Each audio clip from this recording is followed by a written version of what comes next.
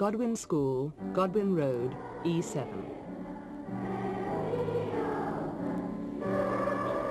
Once an area of solid Victorian families in solid Victorian homes, today Godwin Road houses big families in small flats and 2 schools in one building. Infants on the ground floor, juniors upstairs. 1, 2, 3.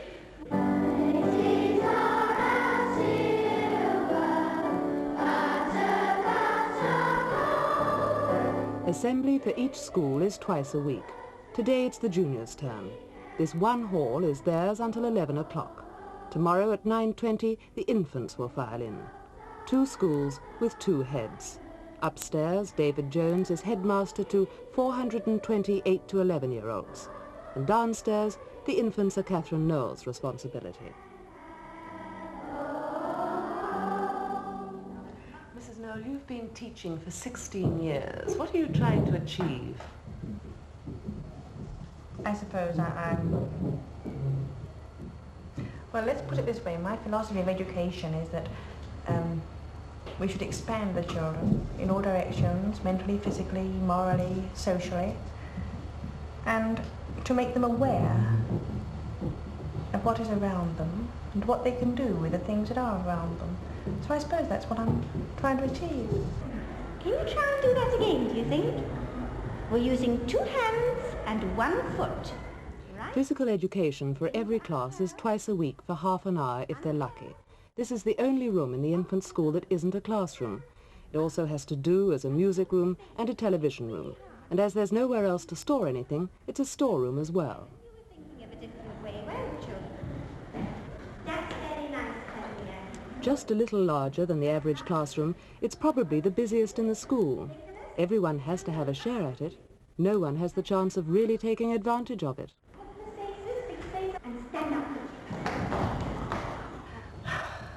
When I first came here and I looked around, I felt miserable. And I think it must have this effect on children. We do our best, we've got plenty of paintings around and we get as much colour as we can. Perhaps sometimes we overdo it, but it is just to go against this dinginess. It's the kind of dinginess that anyone going to the school in the 1890s would take for granted. Long, drafty corridors that seem to go on forever, and cold iron staircases. The 2 playgrounds for both schools add up to just over half the size of a football pitch. Grass, even shrubbery, is completely unknown. Wanstead Flats, about a quarter of a mile away, is the nearest thing to the country a lot of these kids have ever seen. It's not as bad as it was, though. This year, for the first time, all the staff are fully qualified. Now, younger teachers, fresh out of college, often consider this kind of school a real challenge. 700 children share 4 drinking fountains, but they've learned to take it in turns. And lavatories like these were all there were until 2 years ago, when the 4 inside were built. They open out into one of the main corridors, but there was nowhere else to put them. A good teacher is improvising all the time, and this is something that my teachers have to do, because we haven't the ideal situation. We haven't the green space all round, we haven't even large classrooms, we haven't enough materials.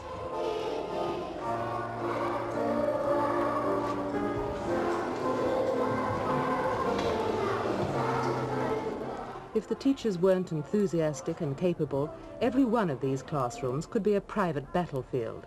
The partitions are paper thin, and when there's nowhere else to take a music lesson, the maths class in progress next door just has to get used to it. What do you think is your greatest problem teaching here in this school? Well, in this classroom, lack of space, quite easily. Is this something that's pretty well throughout the whole school, do you think? I don't know, some classrooms seem a lot bigger than others. This one's small because it's got these partitions. Do you find it difficult to maintain any kind of discipline or authority in a classroom like this? Well, it's not too bad once they get down to work, and once they start concentrating, it's all right. Outside noises don't distract them, but just getting them down to work sometimes is a bit of a bother. Classrooms in the corridors, in the cloakrooms, this is taken for granted. Concentration may be difficult, some may say impossible. Godwin School is multiracial. 45% of the children come from immigrant families. This can mean that some of these pupils not only have to learn to read, to write, to add, they have to learn to speak English too.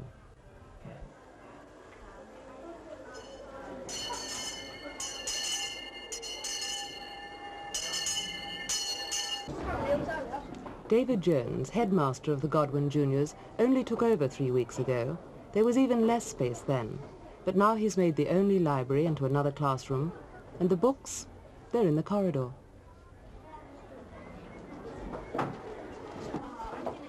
Right, children, it's nearly break time now. Will you get your books and get back to your classes, please? Because there'll be other children coming down. His last school had fewer pupils. It was very spacious. Godwin Junior School for him meant promotion. You came to this school from a fairly modern one, I understand. What was it like when you first came to the school here? Well, coming here was the first day. It was like coming from heaven to hell, because I had 14 rooms, 2 halls to 8 classes. Here there are 13 classrooms for 13 classes. No room for library, no room for music, no room for visual aid. Actually, there's no room for anything. We have to use cloakroom accommodation for any work. Fortunately here, I am generously staffed. The authority know the difficulties and try to help me in every way possible by giving me 2 televisions, etc. But even with these, it is still very difficult because they've got to be wheeled from room to room, and this all adds to chaos in the narrow corridors and elsewhere, and there's considerable time wasted while we're getting the television from room A to room B, and this is all teaching time. How much teaching time would you say was wasted in this moving and removing every day? Well, we're continually trying to cut down on it. For example, coming in from the playground, I timed them over the first 2 days, and one day it took them 12 minutes for the boys coming in class by class. But now we've got it down to about 3 minutes, if we're lucky. And moving the television around and the music room around, and all this takes time, does it? Yes, but the biggest difficulty is if one program follows closely on another, there's hardly enough time to get it into the classroom for the lesson to commence, before the lesson begins. And of course, if you lose the beginning of a lesson, it's never quite the same. 11:30 a.m. The hall, the only hall, must be turned into a dining room by 12:15. 25 tables have to be set out, 8 children to a table. 200 chairs, plates, forks, spoons, knives and glasses. In a multiracial school there are added problems of religion and diet. You can't simply turn out 200 ham and egg pies. Some children can't eat ham, some can't eat egg. And this is only the first sitting.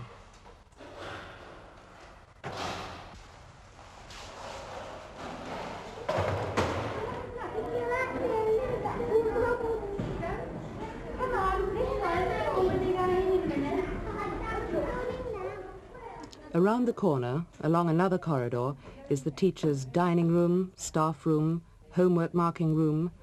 Lunch for the teachers is sandwiches on their laps.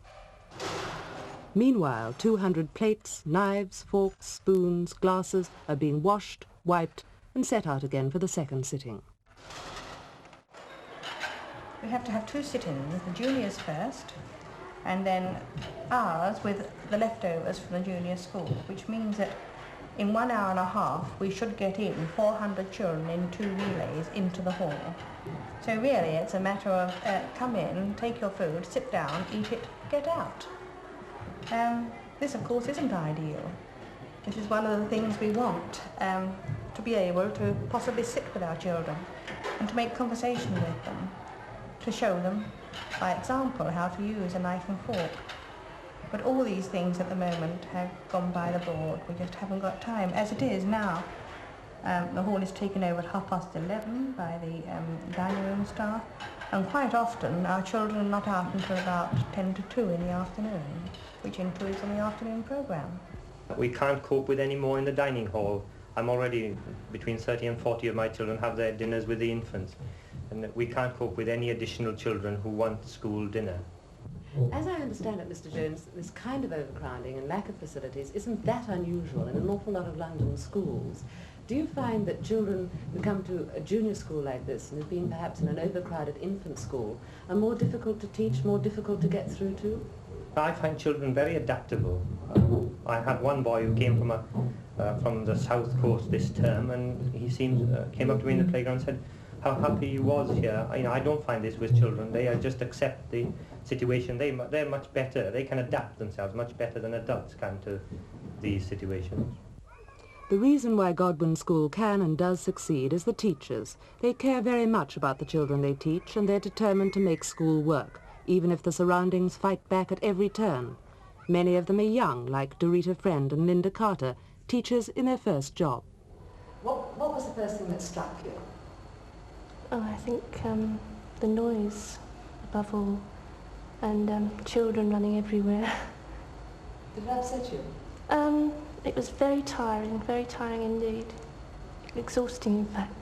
You go home exhausted just from the noise. Have you ever been in a classroom where there are more children than there should be? Yes. In this classroom last year there were 52 children, which was an impossible situation for teaching, I think. Why?